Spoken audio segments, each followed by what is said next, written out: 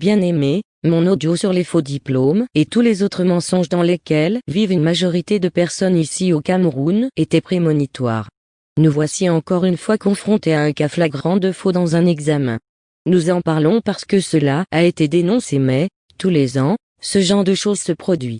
Dans l'histoire de Kevin, qui a défrayé la chronique, je n'étais pas d'accord que quelques rares élèves soient enfermés alors qu'il existe tout un réseau de faux qui part du gouvernement vers les élèves, que l'on doit démanteler.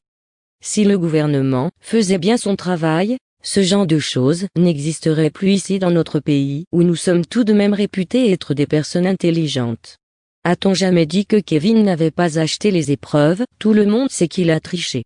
Pourquoi donc le laisserait-on brandir le succès de sa triche dans les réseaux sociaux? Quel exemple veut-on montrer à tous les autres jeunes qui seraient tentés d'apprendre pour réussir après avoir vu cette fausse fierté sur Internet? Comme message, je crois que les auteurs veulent montrer au monde entier qu'au Cameroun, cela ne sert à rien de faire des efforts au niveau études.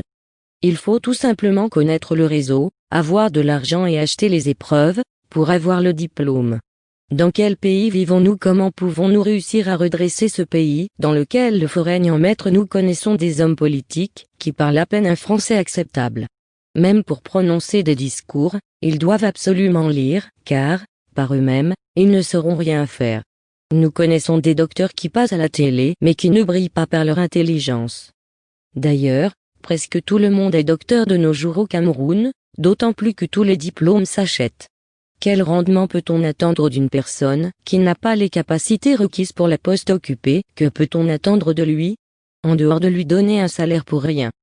Comment nos pays pourront-ils un jour se développer si nous laissons faire ce genre de choses? Je n'étais pas d'accord que l'on maintienne Kevin en prison, mais devrait-on féliciter un tricheur en lui accordant un diplôme tel que le baccalauréat série C? Ne serait-il pas judicieux d'annuler toutes les notes qu'il a reçues et de l'empêcher de se présenter au bac pendant une durée de 5 ans pour que cela serve d'exemple à tous ceux qui voudront suivre ce chemin? À l'avenir, je lis des commentaires des personnes mal intentionnées qui encouragent l'acte que ce petit délinquant a posé.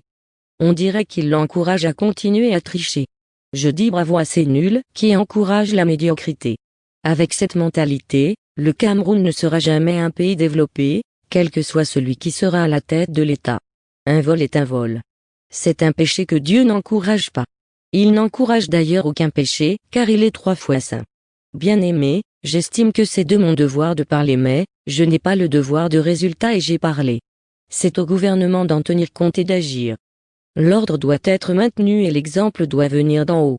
Sinon, il n'y aurait plus aucune raison d'aller à l'école, puisque les tricheurs auront des emplois non mérités et ceux qui ont suivi un circuit normal se retrouveront sans emploi.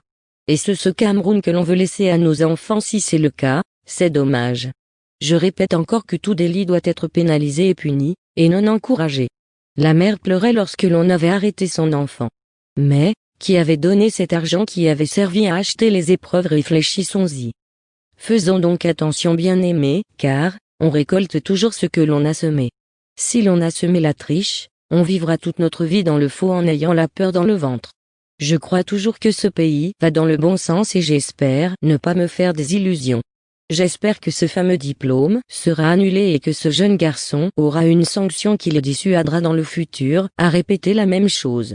Le Cameroun est malgré tout un pays de droit dans lequel le coupable doit être puni et Kevin doit être puni et non félicité. Ses complices aussi, ceux qui travaillent dans le service des examens doivent être renvoyés. Essayons de vivre dans un pays dont on peut être fier. Kevin, si tu as réussi cette fois-ci, sache que tu ne réussiras pas toujours. On te coincera tôt ou tard. Quel que soit le pays où tu te trouveras. Reviens sur le droit chemin et demande pardon à Dieu. Que Dieu nous bénisse.